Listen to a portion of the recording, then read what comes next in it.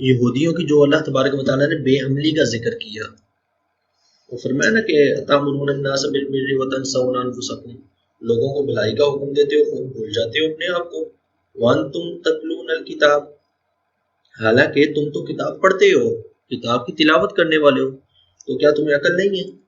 تو اس چیز کا ذکر کہ یہودیوں کی بے عملی کیا چیز تھی، اللہ تبارک و تعالیٰ نے فرمایا تنسونا، تم بھول جاتے ہو اپنے آپ کو۔ تو بھولنے سے مراد یہاں پر چھوڑ دینا، انسان اپنی ذات کو بھولتا نہیں ہے، بس وہ چونکہ نیکیوں سے اتنا دور ہو جاتا ہے کہ اس کا نیکی کی طرف رجحان ہی نہیں ہوتا، اس لیے اللہ تعالیٰ نے فرمایا کہ بھول جاتے ہو۔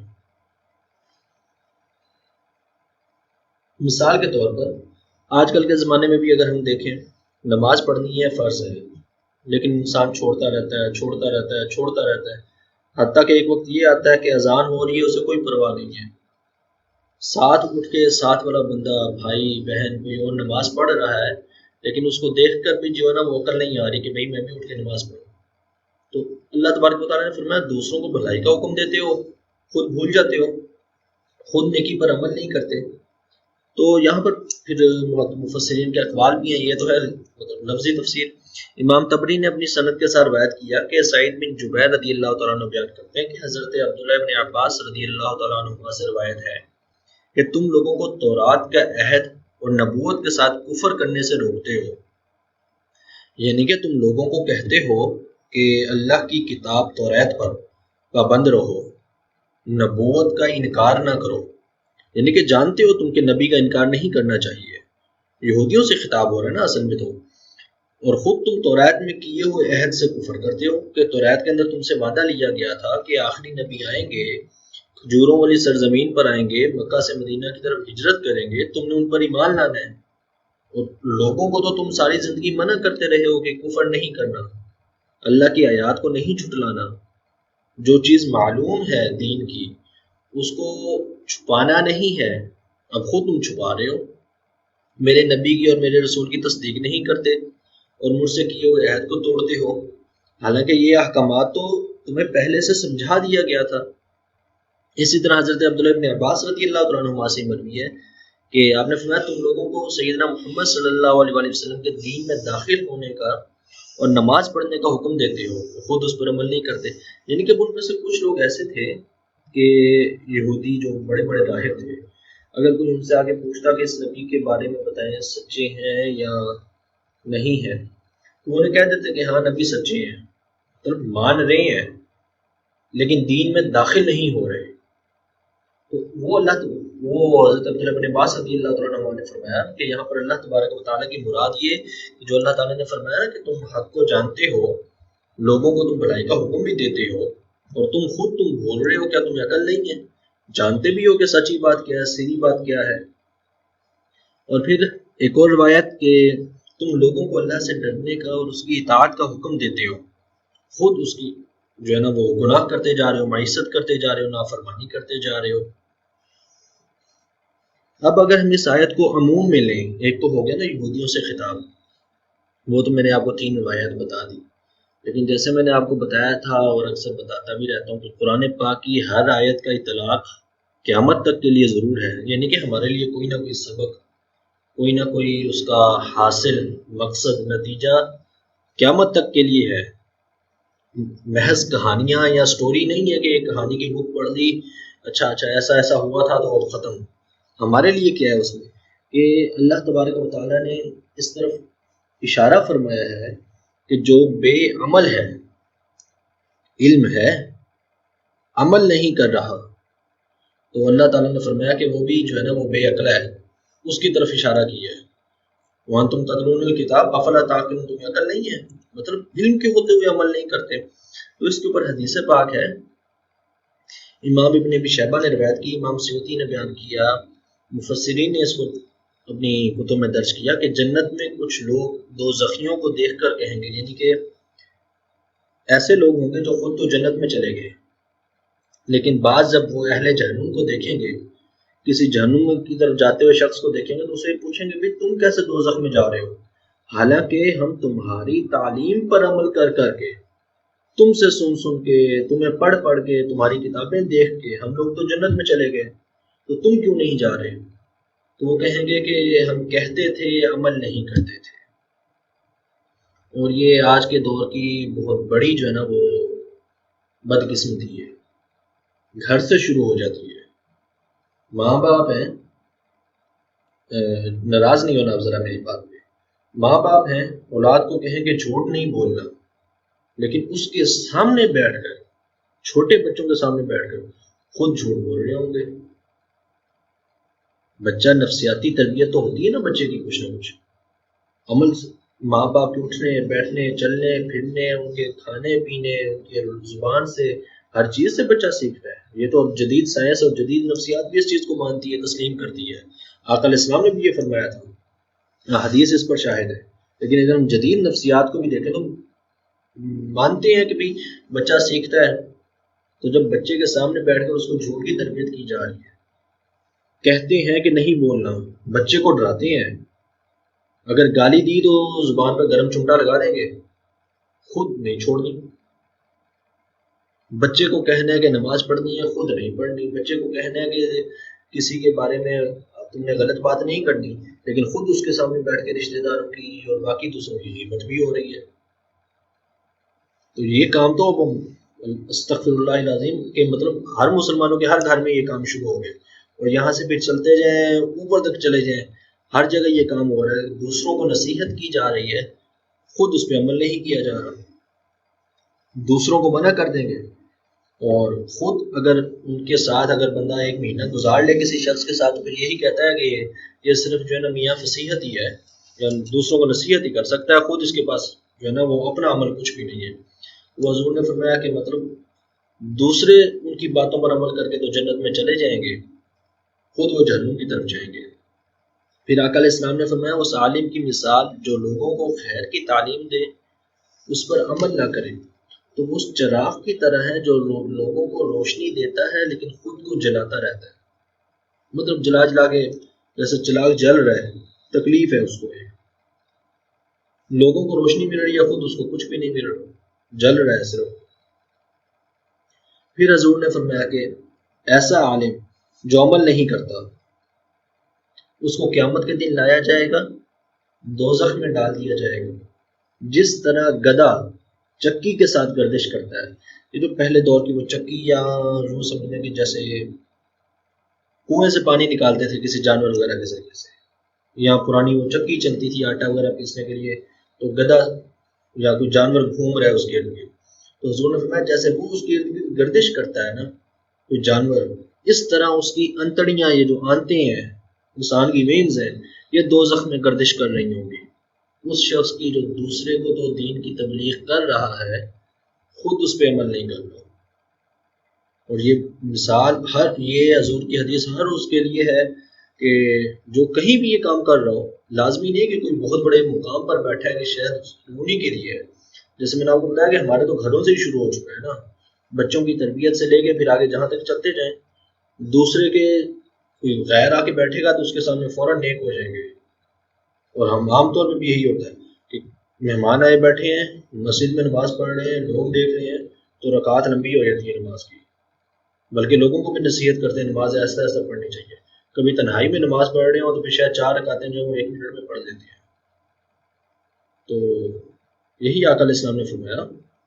پھر امام احمد بن حنبل نے روایت کیا، حضرت عبداللہ بن مسعود رضی اللہ عنہ روایت کرتے ہیں کہ جو آدمی نہیں جانتا اس کے لیے عذاب ہے، یا اس کے لیے ایک عذاب ہے، مطلب جہنم میں وہ بھی جائے گا جس نے علم حاصل نہیں کیا، اور اگر اللہ چاہتا تو اسے علم دے دیتا۔ لیکن جس شخص کے پاس علم ہے اور وہ اس پر پھر بھی عمل نہیں کر رہا، یعنی جس کو اللہ نے عقل دی، جس کو اللہ نے شعور دیا، جس کو اللہ نے علم دیا، جس کو پڑھنے کی صلاحیت دی، وہ پھر بھی عمل نہیں کر رہا، تو اس کے لیے 7 عذاب ہیں، یعنی کہ 7 گنا زیادہ عذاب ہے اس کے لیے۔ یہ نہیں کہ جس کے پاس علم نہیں ہے وہ بچ جائے گا، بچے گا وہ بھی نہیں، عذاب اس کے لیے بھی۔ علم حاصل کرنا ضروری ہے، لیکن اگر علم حاصل کیا اور عمل نہ کیا تو پھر اس کے لیے 7 عذاب ہیں۔ یہ اس پر عمل کرنا جو ہے نا، پھر اپنے علم پر جہاں تک ممکن ہو سکے عمل کرنا ضروری ہے۔ اور وہ کتنا ہو سکتا ہے کہ پتہ ہے نماز فرض ہے تو نماز پڑھنی ہے، پتہ ہے یہ کام حرام ہے تو اس سے بچنا ہے، یہ کام جائز نہیں ہے اس سے بچنا ہے. مطلب آپ اس کو پھر جتنا بھی آگے وہ ہلاتے جائیں، جتنی مثالیں بنا لیں. اب اس سے اگلی چیز ہے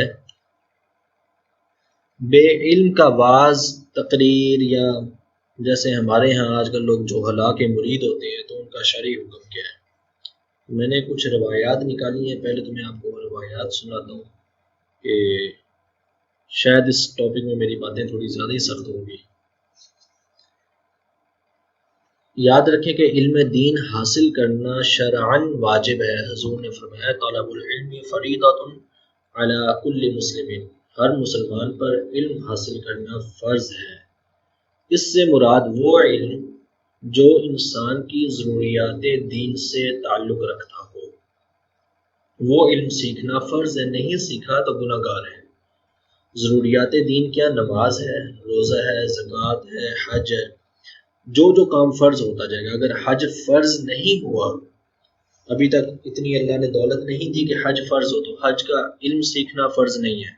لیکن اگر حج فرض ہو گیا، چاہے 70 سال عمر ہو، تو اب حج کے مسائل سیکھنا فرض ہے. بلا وجہ جا کے حج کرے گا تو نہیں ہوگا، گناہ گار ہوگا. اور ایسا ہوتا ہے معاذ اللہ کہ آپ کبھی علماء سے پوچھیں کہ وہاں پر آنے والے حاجیوں میں سے مطلب اکثریت ایسے لوگ ہوتے ہیں کہ جو شرعاً گناہ کر رہے ہوتے ہیں. ان کا حج بجائے نیکیوں کی طرف جانے کی بجائے نا گھڑی دوسری طرف چل رہی ہوتی ہے. اگر وہاں پر ایک نیکی کا ثواب 50 گنا ہے تو وہاں پر ایک گناہ کا ثواب، ایک گناہ بھی جو ہے نا وہ بھی 50 گنا ہے. اس کا عذاب بھی اتنا ہی ہے. دم بسا اوقات کوئی انسان ایسی غلطی کر بیٹھتا ہے کہ اس کے اوپر دم لازم ہو جاتا ہے، مطلب ایک قربانی ایکسٹرا اس کے اوپر پڑ جاتی ہے. کوئی حج کے دوران یا عمرے کے دوران اس نے کوئی ایسی غلطی کر دی، پتہ ہی نہیں ہوتا لوگوں کو. اسی طرح نماز ہے، نماز پڑھ رہے ہیں تو واجبات کا ہی نہیں پتہ، سجدہ صاحب لازم ہوا نہیں کیا تو نماز ہی نہیں ہوگی. بسا اوقات کسی کام کی وجہ سے دیکھنے والا دیکھ رہا ہے کہ شاید پوری نماز صحیح پڑھ رہا ہوں، میں نماز پڑھوں پوری نماز صحیح پڑھوں، لیکن کوئی غلطی درمیان میں ایسی ہوگی کہ جس سے نماز ویسے ٹوٹ گئی، پتہ ہی نہیں ہے، رگڑ دی پکڑ کے. تو وہ حضور نے فرمایا ایسا علم حاصل کرنا فرض ہے، واجب ہے. اور اس سے آگے باقی چیزیں جو ہیں کسب کا علم ہے، یا جیسے ہم باقی جس کو ہم عام طور پہ دنیاوی علوم کہہ دیتے ہیں وہ ہے، یا دیگر معاملات ہیں، پھر ان کا سیکھنا جو ہے نا وہ فرض کفایہ ہے یا مستحب ہے یا اچھی بات ہے، سنت ہے، مستحب عمل ہے، جائز ہے. اس سے اگلی بات آتی ہے کہ بے علم آدمی کا، جو شخص علم نہیں رکھتا، اس کا وعظ و نصیحت کرنا، لوگوں کے لیے تقریر کرنا، لکھنا، دین کے بارے میں بولنا مکروہ تحریمی ہے. اور اگر اس پر اصرار کرے گا، باز نہیں آئے گا تو حرام ہے اور گناہ کبیرہ ہے. عالم کون ہے؟ جو قرآن مجید کی آیات کا ترجمہ کر سکے، ترجمہ پڑھنے والا نہیں، ترجمہ کر سکے، احادیث کی عربی عبارات کو صحیح پڑھ سکے اور سمجھ سکے، علم الکلام، علم فقہ کی عبارات کو پڑھ سکے اور سمجھ سکے. اور یا کسی بھی مسلک کے کسی بھی مفتی صاحب کے پاس جا کر بیٹھ جائیں، ان سے یہ پوچھ لیں کہ محض اردو کی کتاب کو پڑھ کے، ہاں اگر کوئی شخص اردو کی کتاب سے درس وغیرہ دینا نا بطور مبلغ کے، بھی میرے سامنے یہ فلاں عالم کی کتاب ہے، میں آپ کو پڑھ کے سناتا ہوں، ہم اس میں سے 2 صفحے پڑھتے ہیں، ہمیں کچھ نہ کچھ علم حاصل ہوگا، وہ جائز ہے.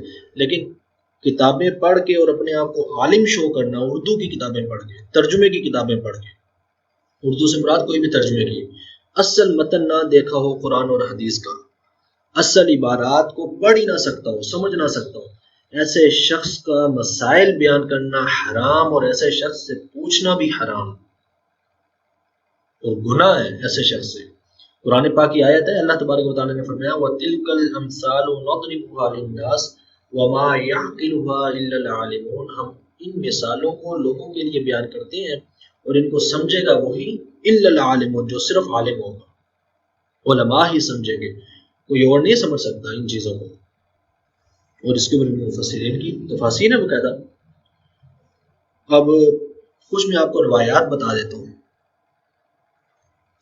عرب کے ایک بہت بڑے عالم ہیں وہبۃ الزہیلی، وہ بیان کرتے ہیں کہ قرآن مجید کی مثالوں کو وہی سمجھ سکتا ہے جس کو علم سے وافر حصہ ملا ہو، قضایا کو سمجھتا ہو، یہ فقہ کی ایک مثال جو ہے نا وہ فیلڈ ہے دینی علوم کی، مسائل کو سمجھ سکتا ہو، دقائق کو سمجھتا ہو۔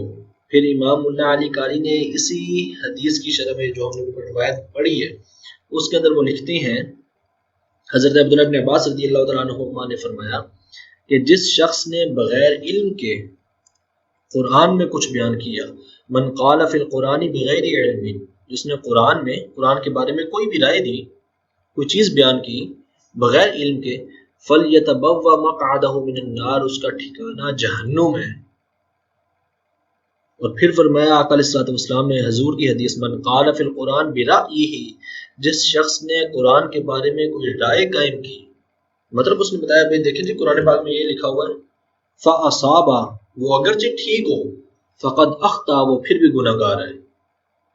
یہ حضور کی حدیث ہے اور آقا علیہ الصلوۃ والسلام کا فتویٰ، اور یہ ہمارے ہاں بدقسمتی اور جہالت کی انتہا ہے کہ آپ گاڑی وغیرہ میں سفر کر رہے ہو، شریعت کا کوئی بھی مسئلہ پوچھیں، ہر بندہ ادھر جو ہے نا وہ مفتی ہے، ہر بندہ ڈاکٹر ہے، ہر بندہ وہ شیخ القرآن ہے، ہر بندہ شیخ الحدیث ہے، بلکہ معاذ اللہ ثم معاذ اللہ کبھی کبھار تو یہ بھی سننے کو ملتا ہے، آپ نے بھی یہ جملہ سنا ہوگا، اسلام میں ہم نے تو یہ چیز نہیں دیکھی۔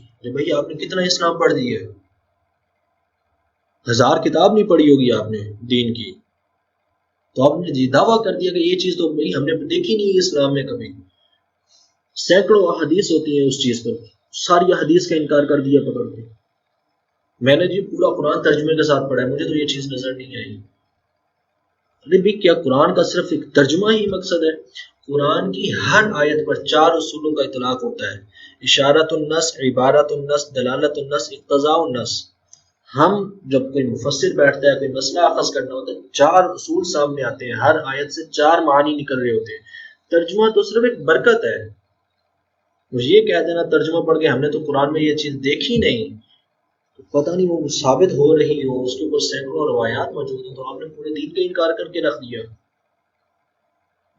اتنی بڑی جہالت۔ اور پھر میں جب آپ کو بتا رہا تھا اسی حدیث کی شرح میں، جو بغیر علم کے جس نے قرآن بیان کیا اس کا ٹھکانہ جہنم ہے۔ مولا علی قاری فرماتے ہیں کہ قرآن پاک کی تفسیر کے لیے کوئی شخص تفسیر لکھنا چاہتا ہے، بیان کرنا چاہتا ہے، یا مسئلہ اخذ کرنا چاہتا ہے، یا یہ کہنا چاہتا ہے کہ بھی میں نے قرآن میں یہ دیکھا ہے یا میں نے قرآن میں یہ نہیں دیکھا، یا قرآن سے کوئی بھی مسئلہ اخذ کرنا، اس سے پوچھا گیا یہ کام کرنا چاہیے کہ نہیں کرنا چاہیے، میں نے یہ قرآن پاک میں لکھا ہوا ہے کرنا چاہیے۔ میں نے آپ کو پہلے حدیث پاک سنا دی، حضور نے فرمایا اگرچہ وہ صحیح ہو پھر بھی گناہ گار ہے۔ کیوں؟ اب محدثین نے اس کی شرح لکھی، وہ فرماتے ہیں کہ 15-16 علوم ضروری ہے قرآن پر زبان کھولنے کے لیے، لغت آتی ہو، نحو آتی ہو، تصریف آتی ہو، اشتقاق کا علم ہو، معانی کا علم ہو، بیان، بدیع، قرات، اسباب نزول، قصص، ناسخ و منسوخ، فقہ، احادیث، اصول فقہ، اصول تفسیر، کم از کم ان علوم کا ماہر ہو، تو پھر وہ بتائے کہ بھی قرآن میں یہ چیز ہے یا یہ چیز نہیں ہے۔ ہمارے ہاں کیا ہوتا ہے دیکھ لیں، معاشرہ اور جو ہے نا وہ دنیا کس طرف جا رہی ہے۔ اب کچھ میں آپ کو روایات سناتا ہوں احادیث آقا علیہ السلام کی، ممکن ہے یہ سیاق و سباق ان کا جو ہے نا وہ آگے پیچھے ہو جائے، لیکن آخر میں پھر میں آپ کو خلاصہ عرض کرتا ہوں۔ موضوع تو اب آ ہی گیا ہے، بخاری شریف کی حدیث پاک ہے، آقا علیہ السلام نے ارشاد فرمایا ان اللہ لا یقبض العلم انتزاعا ينتزعه من العباد، اللہ علم کو بندوں کے سینوں سے کھینچ کر نہیں اٹھا لے گا، یعنی کہ ایسا نہیں کہ جو علم اٹھ جانا ہے قیامت کے قریب، ایسا نہیں ہے کہ لوگوں کے سینے سے علم اٹھا لے گا، ولکن یقبض العلم بقبض العلماء، بلکہ علماء اٹھنا شروع ہو جائیں گے، وفات پا جائیں گے۔ اور بدقسمتی سے 2020 کے سال میں عرب و عجم میں سینکڑوں علماء وفات پا گئے، حتی اذا لم یبق عالم، حتیٰ کہ جب علماء بچیں گے ہی نہیں رہیں گے، اتخذ الناس رؤوسا جہالا، لوگ جاہلوں کو اپنا سردار بنا لیں گے، فسئلوا، جہلا سے سوال کیا جائے گا، فافتوا بغیر علم، وہ بغیر علم کے فتوے دیتے پھریں گے، یہ بخاری شریف کی حدیث ہے. فَضَلُّوا وَأَضَلُّوا، خود بھی گمراہ ہوں گے اور دوسروں کو بھی گمراہ کریں گے. یہ چیز ذہن سے نکال دیں کہ شاید ہم نے تو جی فلاں عالم سے پوچھا ہے، ہم نے تو وہ آج کل تو پھر علماء تو دور کی بات ہے، آج کل تو ہر شخص اپنی طور پہ محقق ہے نا. مولانا گوگل موجود ہے، گوگل پہ لکھا ہو رہا ہے، گوگل پہ یہ مسئلہ فتویٰ نکال لیا، ویکیپیڈیا سے نکال لیا. وہ تو جہلا کو بھی ٹپ چکے ہیں نا. تو حضور نے فرمایا خود بھی گمراہ ہوں گے، دوسروں کو بھی گمراہ کر دیں گے. اور پھر کسی جاہل سے فتویٰ لینا، پتہ ہو کہ یہ شخص دین کا عالم نہیں ہے، اس نے دین پڑھا نہیں ہے، پتہ نہیں MBBS ڈاکٹر ہے یا کسی ایک فیلڈ میں، بالفرض اگر وہ عالم بھی ہو لیکن اس کی فیلڈ کوئی اور ہے. جیسے میڈیکل کی ہزاروں فیلڈ ہیں، ایسے دین کی ہزاروں فیلڈ ہیں. کوئی مفسر ہو سکتا ہے، کوئی محدث ہو سکتا ہے، کوئی فقیہ ہو سکتا ہے، کسی بھی فیلڈ سیرت ہو سکتی ہے، کوئی تقابل ادیان کا ماہر ہو سکتا ہے. ہر عالم کوئی علم کل نہیں رکھتا ہے. لیکن ہمارے معاشرے کی بدقسمتی کہ شاید میں اکثر کہا کرتا ہوں کہ ہمارے دشمنوں نے دین اتنا مسخ نہیں کیا جتنا اس صدی میں آ کے ہم لوگ خود مسلمان ہو کر دین مسخ کر رہے ہیں. اور پھر احادیث ہے، عقل سے علماء کی آراء ہیں، محدثین کی، مفسرین کی 1400 سال سے. امام حسن بصری رضی اللہ تعالیٰ عنہ فرماتے ہیں کہ، اور یہ امام بخاری نے لکھا ہے، چھوٹی میں کسی آپ کو نا یہ 100-150 سال کے علماء کے کوئی فتوے نہیں بتا رہا ہوں. امام بخاری نے یہ چیز لکھی ہے کہ الفتنہ اذا اقبلت عرفہ، جب فتنہ سر اٹھاتا ہے تو عالم اس کو پہچان لیتا ہے، جب چلا جاتا ہے تو پھر جاہلوں کو پتہ چلتا ہے کہ ایمان برباد ہو گیا، پتہ ہی نہیں چلتا.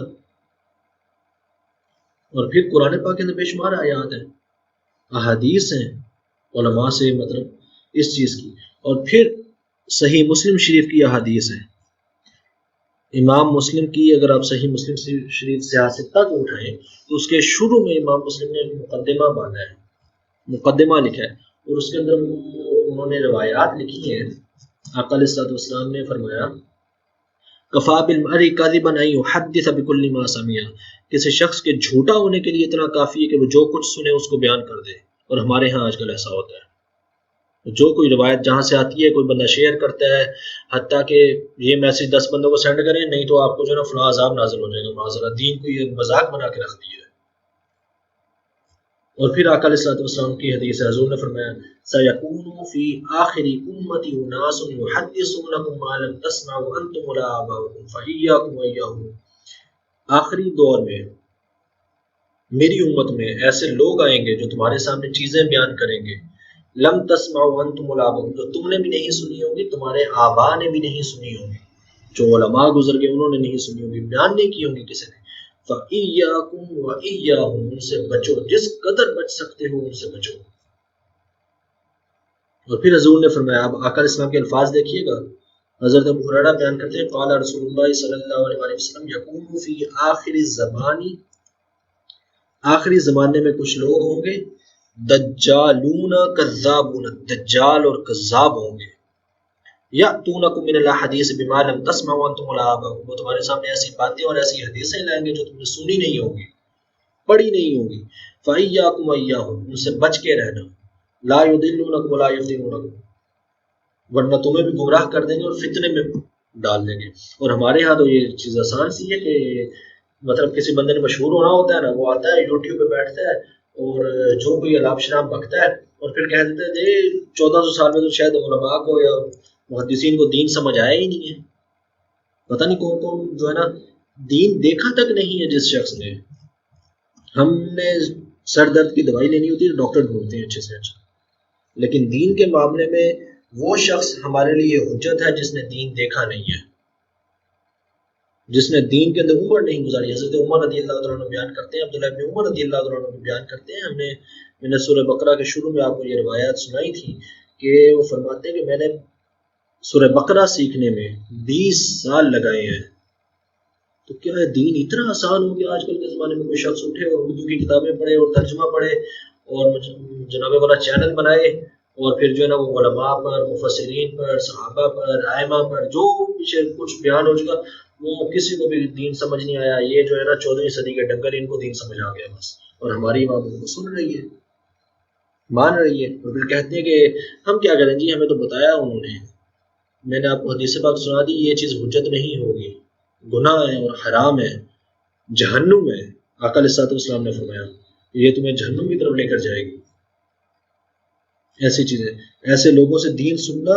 پھر کہا جاتا ہے کہ دیکھیں جی علماء منع کرتے ہیں کہ ہمیں سننے سے، کیونکہ ہم علماء کے خلاف بیان کرتے ہیں۔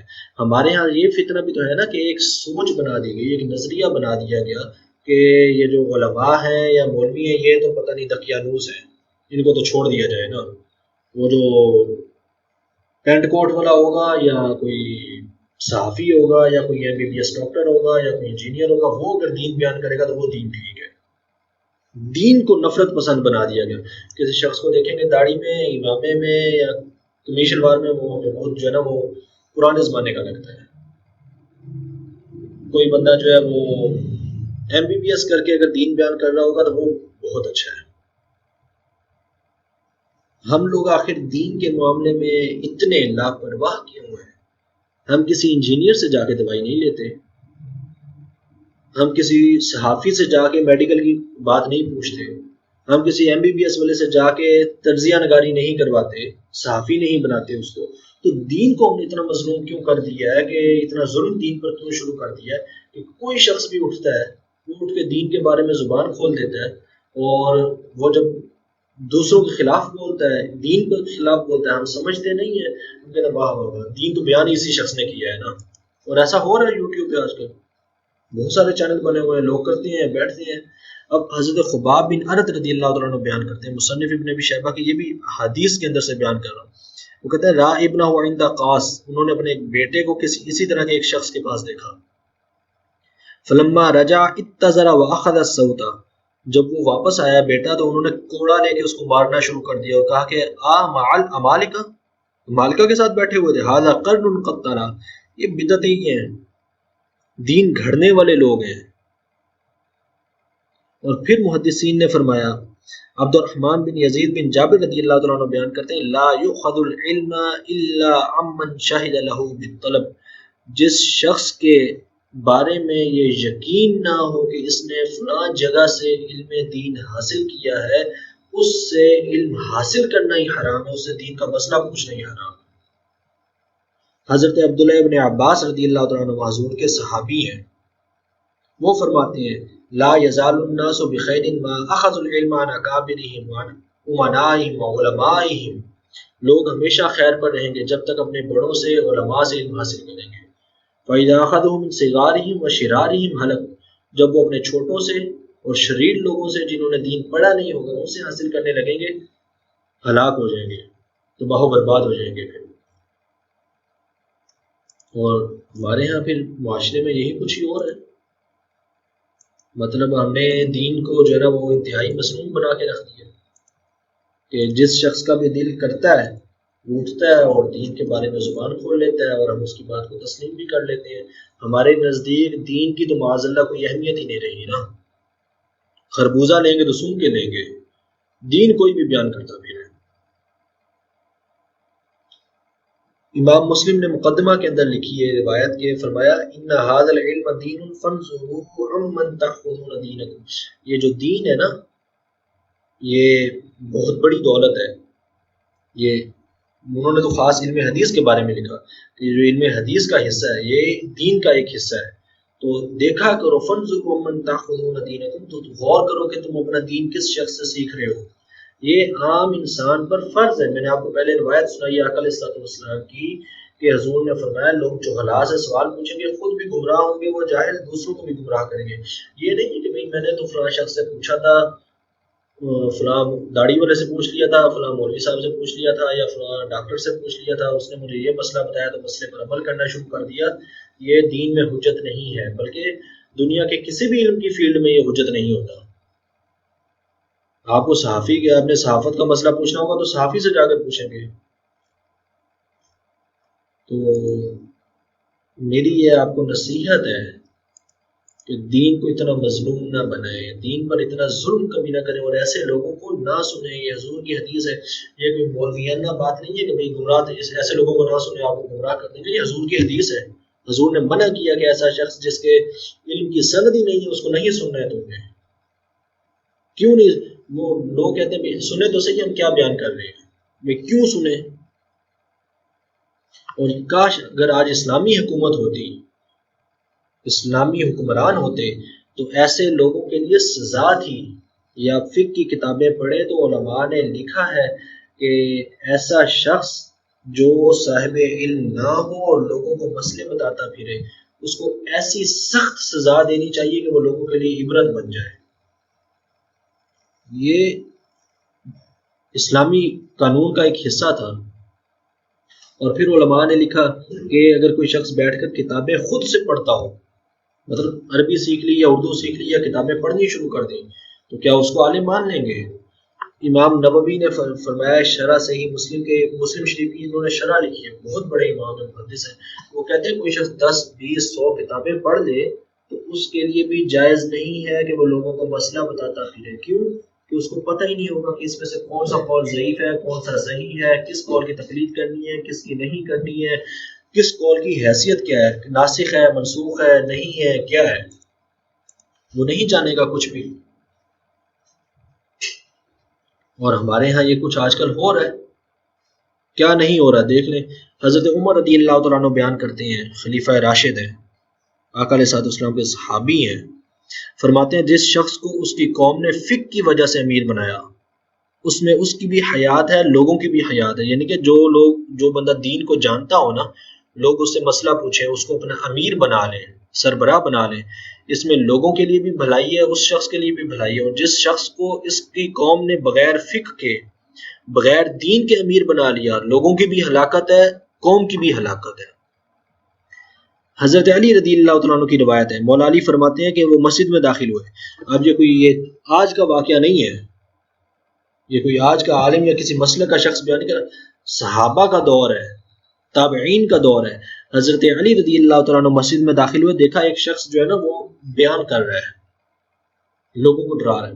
آپ نے پوچھا یہ کیا ہے؟ لوگوں نے کہا یہ شخص واز کرتا ہے. جی آپ نے فرمایا یہ شخص لوگوں کو واز نہیں کر رہا، یہ خود نمائی کر رہا ہے. اس کو بلایا اور اس کو بلا کر پوچھا تم جانتے ہو کہ قرآن میں ناسخ اور منسوخ کیا ہے؟ اس نے کہا نہیں. ابھی دیکھیں جب حضرت علی کے سامنے وہ شخص عربی تو جانتا ہوگا، ایسا نہیں کہ وہ عربی نہیں جانتا تھا، عربی جانتا ہوگا، قرآن بھی جانتا ہوگا، احادیث بھی جانتا. صحابہ کا دور ہے. دو چیزیں ہو سکتی ہیں، یا تو وہ کوئی صحابی ہوں گے یا وہ کوئی تابعی ہوں گے. تیسرا شخص تو اس دور میں موجود ہی نہیں ہے، یا صحابی ہے یا تابعی ہے. اس کے لیے بھی مولا علی فرما رہے ہیں، حضرت علی فرما رہے ہیں کہ تم ناسخ اور منسوخ کو جانتے ہو؟ اس نے کہا نہیں. تو آپ نے فرمایا نکل جا ہماری مسجد سے. اور پھر آپ نے فرمایا کہ تم بھی ہلاک ہو، تم لوگوں کو بھی ہلاک کر رہے ہو. اور یہی واقعہ حضرت عبداللہ بن عباس کے ساتھ بھی پیش آیا. آپ مسجد میں گئے اور آپ نے دیکھا ایسے بندہ واز کر رہا ہے، اس سے آپ نے پوچھا کہ تم ناسخ و منسوخ کو جانتے ہو، فلاں فلاں چیز کو جانتے ہو دین کے بارے میں؟ اس نے کہا نہیں. آپ نے فرمایا ہلاک ہو، لوگوں کو بھی ہلاک کر رہے ہو، نکل جاؤ مسجد سے. تو یہ ان لوگوں کی میں آپ کو بات بتا رہا ہوں جو عربی جاننے والے تھے. دین لغت کا نام نہیں ہے. جس شخص کو عربی آتی ہو لازمی نہیں کہ وہ دین بھی جانتا ہو. ہمارے ہاں تو ترجمے پڑھ کے محدث بنے بیٹھے ہیں. عربی اتنا نہیں پتا ہوگا کہ الحمدو کی دال پر پیش کیوں آئی ہے، یا الحمدو کے شروع میں الف لام کون سا ہے، اور یہ کتنی قسموں کا ہو سکتا ہے، اور کس کس قسم کا ترجمہ کریں گے تو اس کی کیا کیا تفسیر ہو سکتی ہے. کچھ نہیں پتا. خالی ترجمہ کر کے 1400 سال کے علماء کو جو ہے نا وہ جھوٹا قرار دیتے ہیں. فلاں نے یہ لکھا تھا، ان سے غلطی ہو گئی تھی، انہوں نے جھوٹ بولا تھا. میں آج ایک شخص کا کلپ سن رہا تھا، مطلب ایک چیز میں جانتا ہوں کہ 50 سے زائد مفسرین نے وہ چیز لکھی ہوئی ہے، اس کے اوپر صحابہ کرام کی حدیث موجود ہے، اور وہ بڑے دھڑلے سے یوٹیوب پر بیٹھ کر کہہ رہا تھا کہ یہ جھوٹ ہے، مولویوں کی بنائی ہوئی بات ہے. معاذ اللہ ثم معاذ اللہ. تو لوگ اس کو لاکھوں کی تعداد میں دیکھ رہے ہیں، سن رہے ہیں، پڑھ رہے ہیں. تو یہ میری آپ کو نصیحت بھی ہے، وصیت بھی ہے، ایسے لوگوں سے بچیں.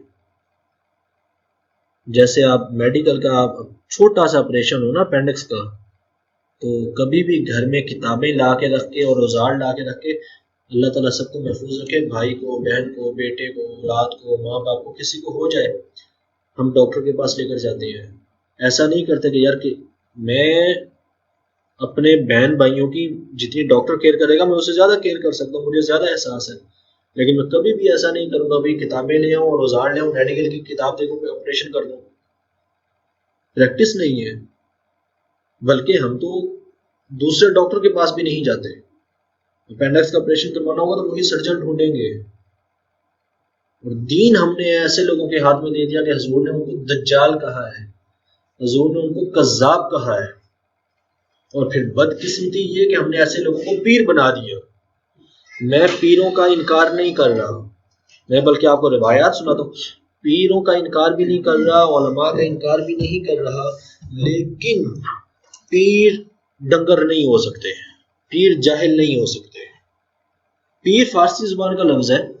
فارسی اس کا مطلب ہے رہنما، راستہ دکھانے والا، استاد ہے. عربی میں مرشد کہتے ہیں یا استاد کہتے ہیں، اردو میں ہم یا عربی میں شیخ کہہ دیتے ہیں، فارسی میں پیر کہہ دیتے ہیں. ہم چونکہ ایران کے ساتھ زیادہ لنک ہے فارسی زبان کا اردو کے ساتھ، ہمیں بھی ادھر بھی پیر شروع ہو گیا. یا صوفی کہہ دیتے ہیں یا بزرگ کہہ دیتے ہیں، جو بھی لفظ بولے ہیں، ولی بولیں، اولیاء بولیں، پیر بولیں، شیخ بولیں، مرشد بولیں، جو ہے نا وہ کوئی بزرگ بولے، جو لفظ بھی بولے، جو شخص دین کا علم نہیں رکھتا، ایسے سے مسئلہ پوچھنا اور ایسے کی بیعت کرنا، ایسے شخص کا مرید ہونا حرام ہے. وہ شخص پیر نہیں ہو سکتا جس کو خود دین کا نہیں پتا. وہ پیر کہاں سے ہو گیا؟ آقا علیہ السلام تو حضور نے تو صحیح حدیث میں منع فرمایا کہ ایسے شخص سے بچو. تو ایسا شخص پیر کہاں سے بن گیا؟ ایسا شخص رہنما کہاں سے بن گیا؟ اسے تو پتہ ہی نہیں ہے کہ دین کیا چیز ہوتی ہے اور کیا کرنا تھا اور کیا ہونا چاہیے. میں آپ کو بزرگوں کا قول بتا دیتا ہوں. سیدنا جنید بغدادی رضی اللہ عنہ فرماتے ہیں، 1000 سال پرانے بزرگ ہیں، ان کے پیر و مرشد ہیں حضرت سری سختی رحمۃ اللہ تعالیٰ علیہ. وہ فرماتے ہیں کہ میرے پیر و مرشد نے، شیخ نے یہ دعا دی تھی، جعلک اللہ صاحب حدیث صوفیا، اللہ تعالیٰ تجھے حدیث داں کر کے، علم حدیث دے کے پھر صوفی بنائے. ولا جعلک صوفیا صاحب حدیث، اللہ تعالیٰ تجھے ایسا صوفی نہ بنائے کہ جو بغیر علم حدیث کے ہی ہو، جس کے پاس علم نہ ہو. اور پھر وہ فرماتے ہیں کہ جس شخص نے قرآن نہیں پڑھا، یاد نہیں کیا، حدیث نہیں لکھی، پڑھی نہیں، شریعت کا علم نہیں جانتا، تو ایسے شخص کو اپنا پیر اور اپنا اقتدا نہ بناؤ. اور پھر ایک بار ان کو آگے کسی شخص نے کہا، سیدنا جنید بغدادی رضی اللہ عنہ کو، کہ فلاں شخص جو ہے نا بڑی پہنچی ہوئی شخصیت ہے، تو وہ کہتا ہے کہ مجھے اب شریعت کی ضرورت نہیں. تو آپ نے فرمایا کہ نام قد وصل ہے ولیکن الی سقرہ، بڑا پہنچا ہوا ہے ولیکن الی سقرہ، لیکن جہنم میں. اور ہمارے ہاں تو ایسے بے شمار ہیں. پیروں کو تو نماز کی ضرورت ہی نہیں ہے جناب. ہم نے تو ایسے لوگوں کو دین کا ٹھیکیدار اور دین کے پیر بنا دیا ہے کہ جو نماز ہی نہیں پڑھتے. نماز کہاں پڑھتے ہیں جی؟ مدینے جا کر. لعنت ہو. اور میری ایک بات یاد رکھیں، میں یہ شاید آج تک کسی مفتی صاحب نے فتویٰ نہیں دیا، لیکن میں واضح الفاظ میں آپ کو سمجھانے کے لیے عرض کر رہا ہوں. جو شخص روٹی پاکستان میں کھائے، نماز مکے مدینے بغداد میں جا کے پڑھے، کافر ہے، دائرہ اسلام سے ہی خارج ہے. پیر تو ہونا دور کی بات ہے. روٹی بھی پھر مدینے جا کر کھائے نا. ایسے شخص کی بیعت کرنا، ایسے شخص کے پاس بیٹھنا اپنے ایمان کو خطرے میں ڈالنے کی بات ہے کہ حضور کی شریعت کو مسخ کر رہا ہے. آقا علیہ السلام پر نماز معاف نہیں ہوئی. صحابہ کرام ہزار میل دور جو ہے وہ حضور کے صحابہ سے بڑا بھی کوئی پیر ہو سکتا ہے، حضور کے صحابہ سے بڑا بھی کوئی اللہ کا ولی ہو سکتا ہے. تو وہ اتنی دور جا کر جب گئے تو انہوں نے وہیں پر نماز پڑھی ہے. وہ عالم ارواح میں مدینے جا کر انہوں نے نمازیں نہیں پڑھی. تو جو شخص سنت کا اتباع نہیں کرتا، حضرت امام ابو الحسن فرماتے ہیں کہ جو شخص سنت کا عامل نہیں ہے نا، حضور کی سنت کو پڑھتا سنتا عمل نہیں کرتا، وہ شخص عالم ہونے کا بھی دعوے دار نہیں ہے، چاہے کہ وہ پیر اور بزرگ ہونے کا دعوے دار کرے، اللہ کا ولی ہونے کا دعوے دار کرے. اور ہمارے ہاں تو ولی ہیں ہی وہ جو شف کرتے پھرتے ہیں. بس پیر کا مقصد یا ولی کا مقصد یا بزرگوں کا مقصد تو یہ تھا کہ ان سے انسان دین کا علم سیکھے، دعائیں نہیں، تعویذ نہیں. اگرچہ تعویذوں کا وجود ہے، میں کوئی مطلقاً انکار نہیں کر رہا، دعائیں بھی بزرگوں کی قبول ہوتی ہیں، لیکن پیروں کا مقصد یہ نہیں تھا کہ ان سے جا کے فقط دعا کروائی جائے۔ پیر کا تو مقصد صرف یہ تھا، یا بزرگ کا مقصد، یا عالم اور مرشد یا ہادی یا شیخ، جو بھی لفظ آپ نے بولنے بولے، مقصد یہ تھا کہ اس سے دین سیکھا جائے بس۔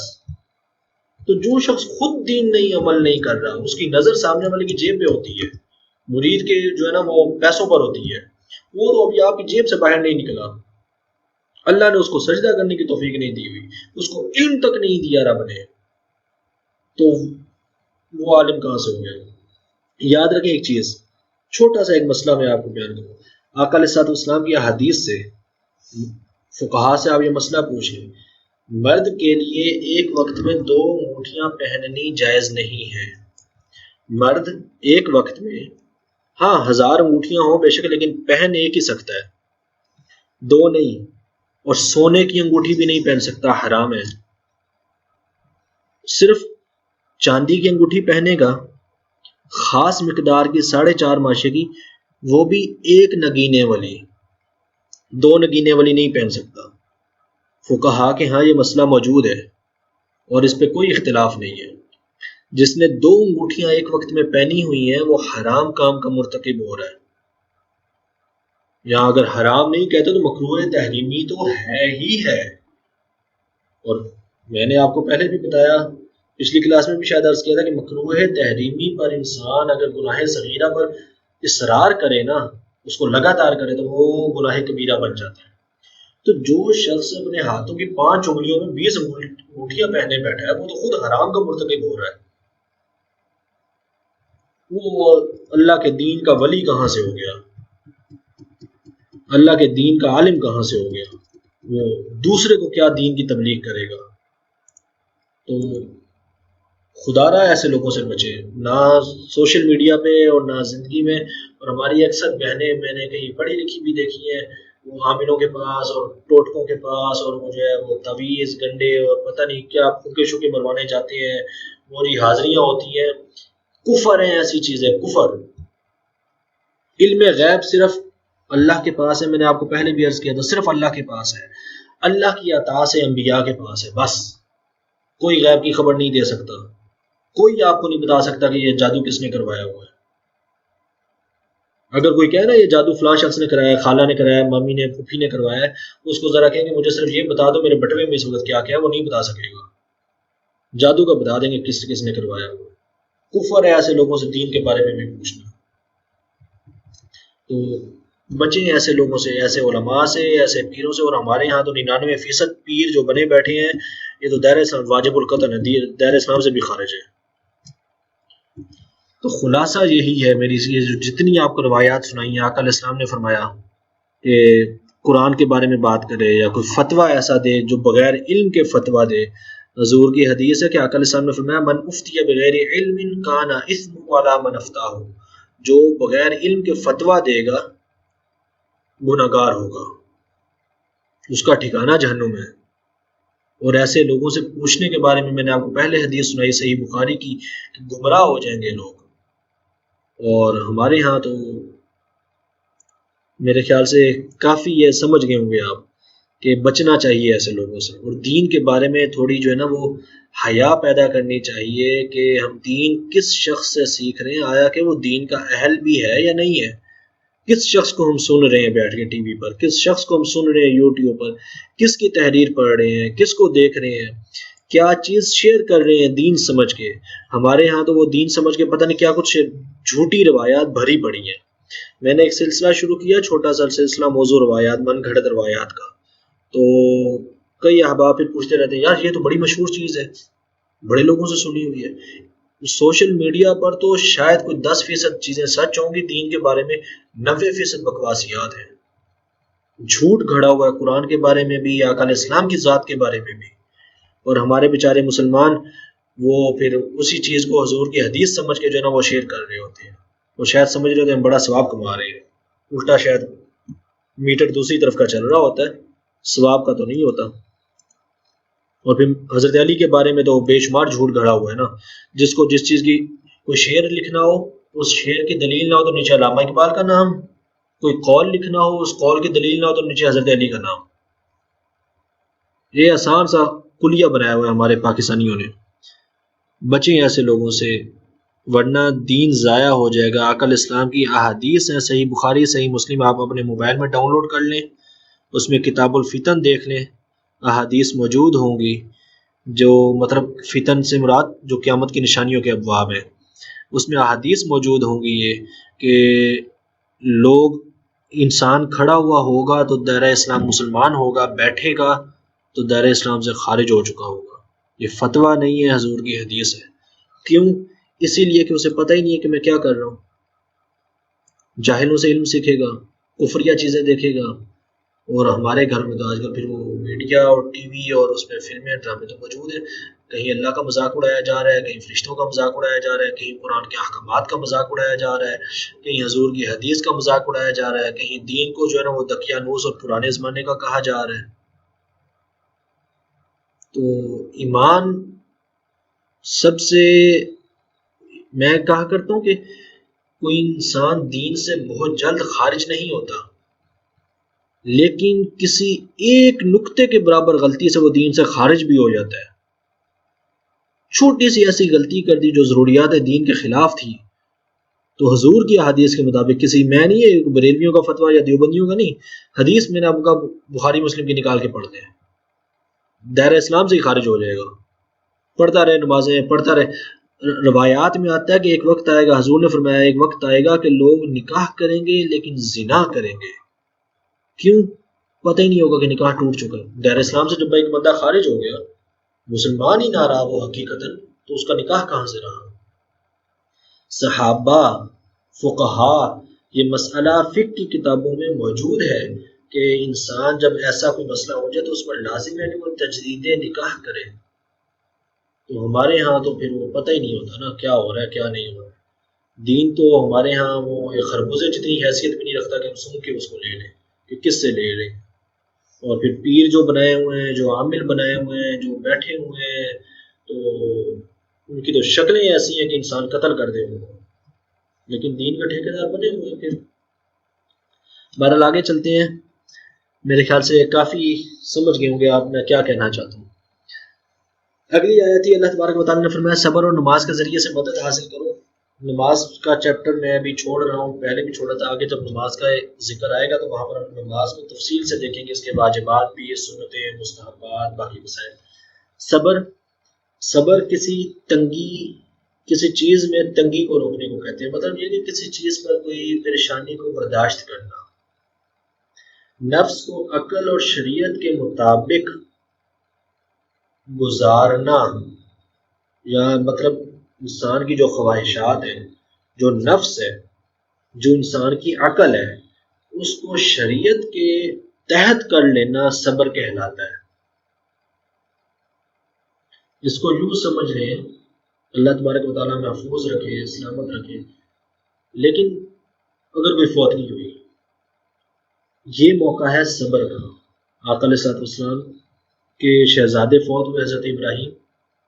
حضور کی آنکھوں میں آنسو آئے بتقاضۂ بشریت، لیکن آقا علیہ السلام نے صبر فرمایا. فقہا سے، صحابہ کرام سے میں ایسی روایات بھی ملتی ہیں. یہ موقع ہے صبر کا. لیکن اگر کوئی شخص اس وقت ماتم شروع کر دے، سوگ شروع کر دے، ہاں اگر کسی کی حالت ایسی ہے کہ وہ ذہنی طور پہ حاضر ہی نہ رہا، جیسے پاگل ٹائپ ہو جاتا، وہ اس کے اوپر پھر قلم اٹھا لیا جاتا ہے، وہ گناہ گار نہیں ہے، لیکن کر سکتا ہے. اس کے باوجود بھی وہ اس طرح کی حالت میں چلا گیا، جا رہا ہے یا جان بوجھ کے جانا چاہتا ہے کہ جیسے سوگ اور یہ حالت ہے، تو پھر وہ صبر نہیں ہوگا. صبر اس وقت ہے کہ جب مصیبت اور پریشانی اللہ کی طرف سے آئی ہے. اور ہمارے ہاں تو بسا اوقات صبر کی وجہ، صبر کرنے کی بجائے کفریات بول دیتی ہے. کہ کئی بار آپ نے بھی سنا ہوگا کہ کوئی شخص فوت ہوتا ہے تو کہہ دیتے ہیں اللہ کو بھی نیکوں کی ضرورت ہے، معاذ اللہ، اللہ کو تو کسی کی ضرورت نہیں، اللہ صمد، وہ تو بے نیاز ہے. یہ تو جملہ بولنا ہی دائرے اسلام کے خلاف ہے، قرآن کی آیت کے خلاف ہے. فتویٰ آپ دینے کے کیا لگانا چاہیے؟ ابھی اس کی عمر ہی کیا تھی کہ اللہ نے اس کو اٹھا لیا. تو بھئی اللہ عمر کا کیا محتاج ہے معاذ اللہ. مطلب ہمارے ہاں تو ایسے ایسے جملے سننے کو ملتے ہیں، صبر تو دور کی بات ہے، وہ تو ویسے ہی کفر کر رہے ہوتے ہیں بیٹھ کے. اور کئی بار میں نے یہ چیزیں نوٹ کی، اس طرح کے کئی جملے بولے جاتے ہیں، کسی بچے کی ڈیتھ ہو جاتی ہے یا کسی جوان کی ڈیتھ ہو جاتی ہے، ٹھیک ہے وہ چلا گیا، آپ کو افسوس ہے، لیکن اللہ کی ذات پر یہ جملہ بولنا کہ مطلب اللہ کو بھی ہمارا گھر ہی ملا ہوا ہے، یا پتہ نہیں ہمیں پریشانیاں کیوں آتی ہیں، یار پتہ نہیں بیماریاں ختم نہیں ہو رہی، کس گناہ کی سزا مل رہی ہے، اتنے نیک ہو گئے کہ گناہ ہے ہی نہیں آپ کی زندگی میں، معاذ اللہ کی ذات پر اٹیک کر رہے ہیں نا۔ تو یہ موقع ہے صبر کرنے کے، وہاں پر انسان صبر کرے، اور صبر کرنے کے لیے کیا سکھایا گیا ہمیں، انا للہ و انا الیہ راجعون۔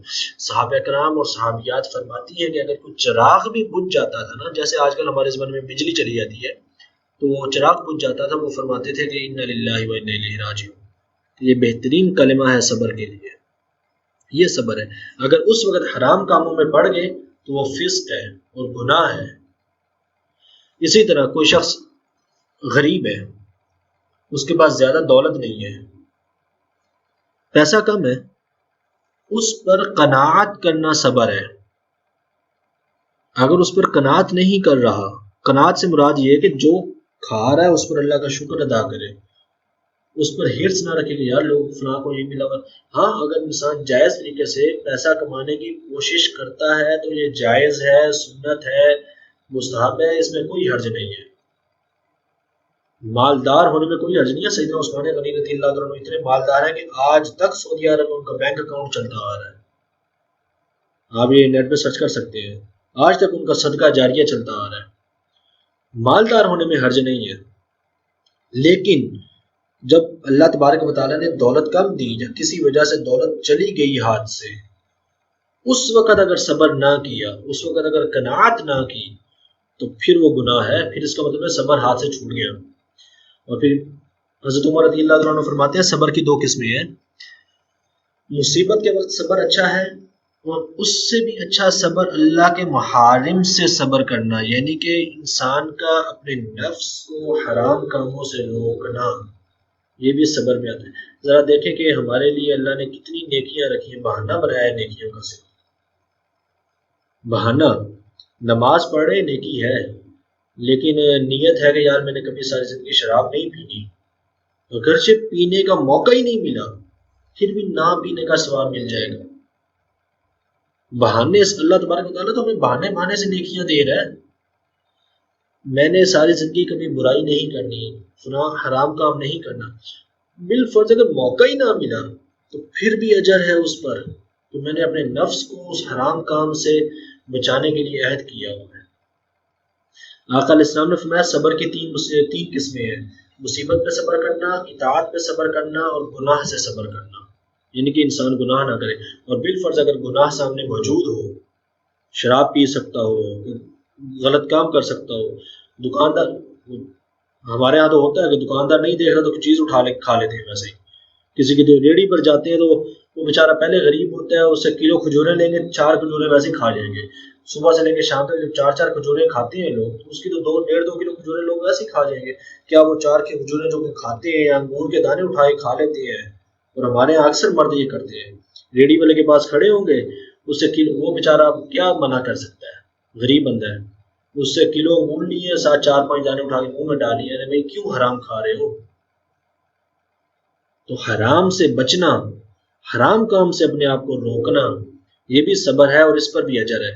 حضرت عبداللہ بن عباس رضی اللہ عنہ بیان کرتے ہیں کہ میں سواری پر آقا علیہ السلام کے پیچھے بیٹھا ہوا تھا، حضور آگے تھے، میں پیچھے بیٹھا ہوا تھا، آپ نے فرمایا اے بیٹے کیا میں تمہیں، یعنی کہ حضرت عبداللہ بن عباس، یہ ان کی عمر اتنی زیادہ بڑی نہیں تھی، تو جب آقا علیہ السلام کا وصال ظاہری ہوا تو اس وقت ان کی عمر جو ہے 24 سال کے لگ بھگ تھی، 24-25 سال۔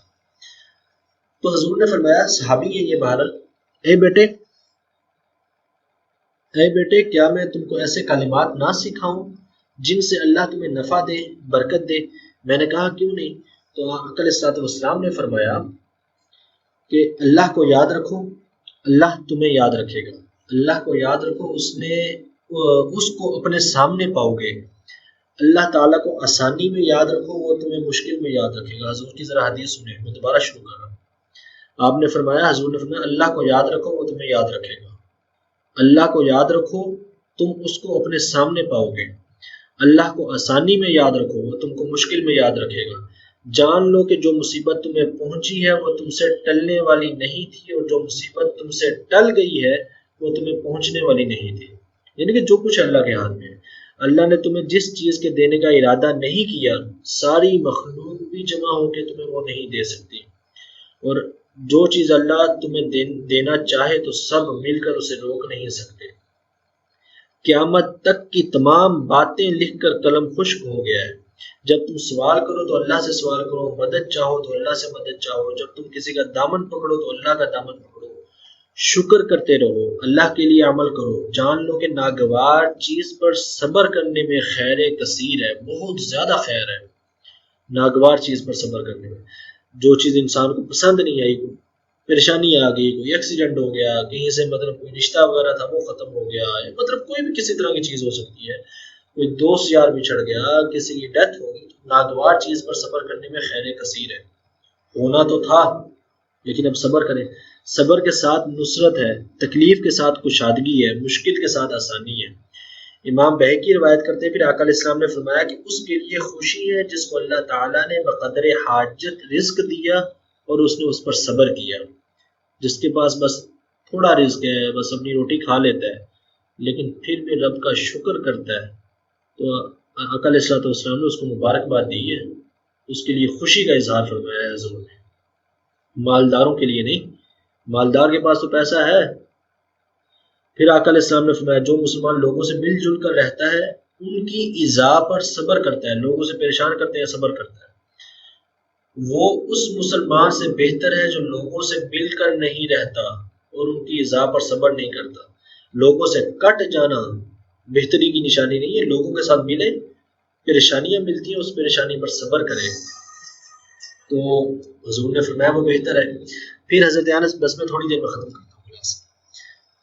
پھر حضرت انس رضی اللہ تعالیٰ عنہ سے روایت ہے کہ آپ نے فرمایا ایمان کے دو حصے ہیں، نصف صبر ہے اور نصف شکر ہے۔ یہ بہت پیاری حدیث پاک ہے کہ آدھا ایمان صبر ہے اور آدھا ایمان شکر ہے، تو شکر بھی کرنا چاہیے اور صبر بھی کرنا چاہیے۔ اور بدقسمتی سے ہمارا معاشرہ دونوں چیزوں سے ہی محروم ہے۔ شکر بھی شاید کہیں کی دکھی جگہ پر ہمیں یاد آتا ہے، حالانکہ اگر ہم سانس لینے سے اپنے آپ کو سوچنا شروع کریں، جیسے اللہ تعالیٰ نے فرمایا کہ تم اللہ کی نعمتوں کو گن نہیں سکتے ہو، اور پھر اس نے یہ بھی کہا کہ لئن شکرتم لازیدنکم، اگر تم شکر ادا کرو گے تو میں نعمتیں اور بھی دوں گا۔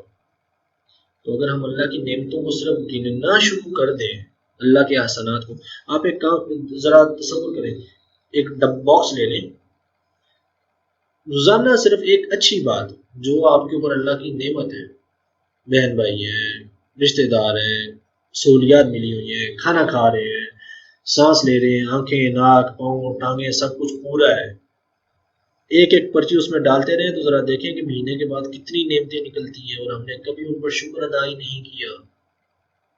اللہ کی بارگاہ میں ہمیں کبھی یاد ہی نہیں آیا کہ ہمیں شکر کرنا تھا، اور اب تو بدقسمتی کے کھانا کھا رہے ہوں گے تو سامنے فلمیں ڈرامے لگی ہوتی ہیں، نہ کھانے کے شروع میں بسم اللہ پڑھنا ہمیں یاد رہتا ہے مسلمان ہونے کے باوجود، نہ کھانے کے آخر میں ہمیں الحمدللہ کہنا یاد رہتا ہے۔ شاید ہی کوئی قسمت کا دن ہوتا ہے کہ جب ایسا ہو جائے، یا کبھی ایسا ہو جائے کہ ہم سیدہ کائنات حضرت فاطمہ رضی اللہ تعالیٰ عنہ، آقا علیہ السلام کی شہزادی ہیں، سیدۃ النساء اہل الجنہ ہے، جنتی عورتوں کی سردار ہے، وہ مقام ہے ان کا کہ انسان بیان نہیں کر سکتا۔ اور وہ جب اپنے گھر میں چکی پیس رہی ہوتی ہے، احادیث میں روایات میں آتا ہے سیدنا امام حسن اور امام حسین چھوٹے تھے، وہ جیسے جھولا سا ہوتا ہے اس کے اندر لیٹے ہوئے ہیں، تو راوی بیان کرتے ہیں کہ ایک طرف سے انہیں جھولا دے رہی تھی، دوسرے ہاتھ سے چکی پیس رہی تھی، اور زبان پر اللہ تبارک و تعالیٰ کا قرآن جاری تھا، اللہ تبارک و تعالیٰ کی قرآن کی تلاوت کر رہی تھی۔ ہمارے یہاں تو معاملہ الٹ ہوتا ہے، وہ ڈرامہ یا فلم یا کوئی سیریز چل رہی ہوتی ہے، اسی کے اوپر ہی ہو رہا ہوتا ہے۔ آخری چیز بیان کر دو پھر ختم کرتے ہیں۔ آقا علیہ السلام نے فرمایا نماز کا، جو اللہ تبارک و تعالیٰ نے اس آیت میں فرمایا کہ نماز سے مدد چاہو، تو حضور نے فرمایا کہ کسی چیز سے خوف یا دہشت لاحق ہوتی ہو تو وہ صحابہ بیان کرتے ہیں کہ حضور کو مطلب کوئی ایسا معاملہ آ جاتا ہے جس سے خوف یا دہشت ہوتی تو آقا علیہ السلام نماز پڑھا کرتے تھے۔ سورج گرہن لگا، چاند گرہن لگا تو حضور نے نماز پڑھی، نہ کہ جا کے تصویریں کھینچی۔ یا کوئی ایسا معاملہ ہوا تو حضور نے نماز پڑھی۔ اسی طرح حضرت عبداللہ بن عباس رضی اللہ تعالیٰ عنہما بیان کرتے ہیں، شعب الایمان میں ہے کہ ایک سفر میں ان کو ان کے بیٹے کی موت کی خبر ملی۔ اب میں نے کہا نا صبر کیسے کرنا ہے، صحابہ سے سیکھیں۔ تو ان کے بیٹے کی موت کی خبر آئی، سواری سے اترے، 2 رکعت نماز پڑھی اور انا للہ و انا الیہ راجعون پڑھا، اور کہا ہم نے اللہ کے حکم پر عمل کیا کہ اللہ نے فرمایا صبر کرو اور نماز سے مدد حاصل کرو، اللہ تعالیٰ صبر دے گا۔ چلے تو جانا ہی تھا دنیا سے، تو واویلا کرنے کا کیا مقصد؟ حضرت عمر بن عبدالعزیز رضی اللہ تعالیٰ عنہ کے بارے میں آتا ہے کہ تخت پہ بیٹھے تھے، خلیفہ تھے وقت کے، آ کر کسی نے کہا آپ کا بیٹا فوت ہو گیا، تو آپ نے صرف ایک جملہ بولا انا للہ و انا الیہ راجعون، اور پھر کہا کہ اللہ کا شکر ہے۔ کس نے کہا آپ اللہ کا شکر کیوں کر رہے ہیں؟ کہا اس میں اللہ کی بہتری ہے، اللہ جو کرتا ہے بہتر کرتا ہے، اس نے ہی دیا تھا، اسی کا ہی تھا، اسی نے ہی واپس لے لیا، میں کون ہوتا ہوں اعتراض کرنے والا، میں کون ہوتا ہوں اس کے اوپر جو ہے نا وہ واویلا کرنے والا۔ اللہ تعالیٰ صبر دے، میری ایک دلی لگاؤ ہے، انسان کا اولاد کے ساتھ ہوتا ہے، لیکن اللہ تعالیٰ صبر دے، اور اگر صبر دے اور صبر کرے، اس صبر پر بھی پھر اجر ہے، یہ نہیں کہ اس پر اجر نہیں ہوگا، اس پر بھی پھر انسان کے لیے اجر ہے۔ تو ختم کرتے ہیں، پھر باقی اگلی کلاس میں دیکھیں گے۔ بارہ وہ ایک ٹاپک تھا جو میں اس پہ چاہتا تھا تھوڑی تفصیل آپ کے سامنے رکھ دوں، تو وہ میں نے آپ کے سامنے رکھ دی۔ اگر کوئی سوال ہو تو پھر مجھے بتا دیجیے۔ السلام علیکم و رحمۃ اللہ وبرکاتہ۔